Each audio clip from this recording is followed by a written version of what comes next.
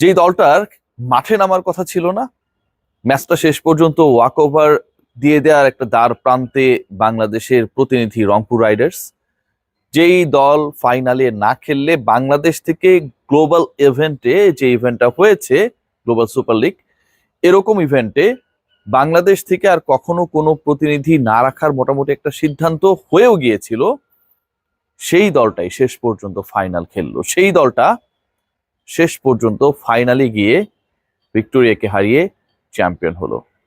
সেই দলটা এতই ডমিনেট করে খেললো যে প্রতিপক্ষ তাদের কাছে একদমই পাত্তা পায় নাই। যে তিন ক্রিকেটারকে নিয়ে সবচেয়ে বেশি আলোচনা ছিল, তাদের দুজন বাংলাদেশের প্রতিনিধিদের, ইনফ্যাক্ট বাংলাদেশের পতাকা তো তারাই বেয়ার করেছে, অন্য কোনো দল সেখানটায় নেই, জেতাতে বিশাল একটা অবদান পালন করলো। এবং যে দলটার আসলে এই গ্লোবাল সুপার লিগে যাওয়ারই কথা ছিল না, তারাই বাংলাদেশকে প্রথমের স্বাদ এনে দিল। বরিশালের কাছে প্রথম অফার ছিল, অ্যান্ড দেন তারা যাবে কি যাবে না, কুমিল্লা ভিক্টোরিয়ান্স নেই, শেষ পর্যন্ত রংপুর যখন হাত তুললো, বিসিবি যখন সেখানটায় সায় দিল, সেই দলটাই গিয়ে গ্লোবাল সুপার লিগ। আবারও বলছি, আমরা এতদিন শুধু ফলো করতাম, অনেকদিন পর এবার আসরটা বসেছে, আমরা শুধু ফলো করতাম যে কারা কারা খেলে, কারা চ্যাম্পিয়ন হয়, কোন ক্রিকেটাররা সেখানটায় পারফর্ম করে। আমার দেশের একটা দল সেখানটায় গিয়ে প্রথমের দিকে খারাপ করার পর, পরাজয়ের পর, এভাবে অনেকটা আর্জেন্টিনা স্টাইলে কামব্যাক করে বিশ্ব আসরে বাংলাদেশের ব্র্যান্ডিংটাকে, বাংলাদেশের ফ্র্যাঞ্চাইজি ব্র্যান্ডিংকে নেক্সট লেভেলে নিয়ে যাবে, এটা কেউ ভাবেনি। সেই কাজটাই হয়েছে। Congratulations two Rangpur. এবং যে ম্যাচটা তারা জিতেছে, একটু যদি এক্সপ্লেন করার চেষ্টা করি, যে রংপুর ব্যাট করতে নামলো 3 উইকেটে 178, ওপেনিং পার্টনারশিপ হার্ডনেট প্লাস, এবং ওপেনিং পার্টনারশিপ 100+ হবার ক্ষেত্রে আমাদের সৌম্য সরকার যে রোল প্লে করেছেন, যে বিধ্বংসী রোল প্লে করেছেন, সেটা একই সাথে অনেকগুলো রেকর্ডের জন্ম দিয়েছে। পুরো টুর্নামেন্টের সর্বোচ্চ ব্যক্তিগত স্কোর যেটা, সেই স্কোরটা হচ্ছে সৌম্য সরকারের। পুরো টুর্নামেন্টে হাইয়েস্ট রান গেটার এখন পর্যন্ত, যেহেতু এটা শেষই হয়ে গেছে, সেটাও সৌম্য সরকার। এবং এদিন সৌম্য সরকার রংপুরে যে কজন ব্যাট করেছে, সবার থেকে সবচেয়ে বেশি স্ট্রাইক রেটে ব্যাট করেছেন।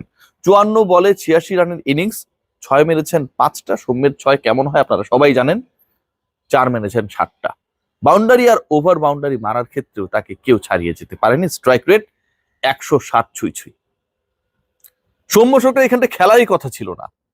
সৌম্য সরকাররা অনেকটা পাজলিং সিচুয়েশনের মধ্যে ছিলেন, যে কখন বিসিবি ফাইনালি তাদেরকে কড়াভাবে বলে দেয়, তোমাদেরকে যে করেই হোক গায়ানা থেকে সেন্ট কিটসে আসতে হবে, বাংলাদেশ ওয়ানডে দলের সাথে যোগ দিতে হবে। রংপুরে কি হচ্ছে সেটা আমাদের দেখার বিষয় না, কিন্তু শেষ পর্যন্ত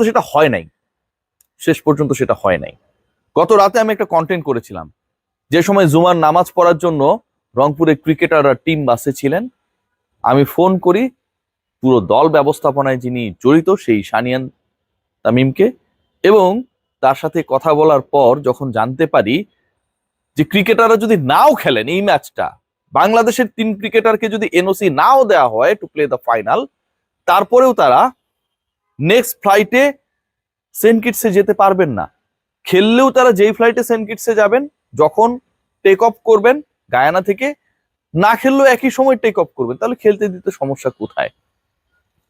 বাংলাদেশ ক্রিকেট বোর্ডের প্রেসিডেন্ট ফারুক আহমেদ যুক্তরাষ্ট্র থেকে ডিসিশন মেক করেছেন, না ওরা খেলবে, এবং ওরা খেলেছে, ওরা দেখিয়েছে, ওরা কনফিডেন্স নিয়ে সেন্ট কিটসের উদ্দেশ্যে উড়াল দেবে আর মাত্র ঘন্টা পর। ঋষাদ, শুরুর দিকে মনে হচ্ছিল, পাওয়ার প্লে দেখে মনে হচ্ছিল রংপুর মনে হয় এই ম্যাচটা হেরে যাবে, ভিক্টোরিয়া হয়তো রান তাড়া করতে গিয়ে যে টার্গেটে ব্যাট করছে সেটা খুব সহজেই উতরে যাবে।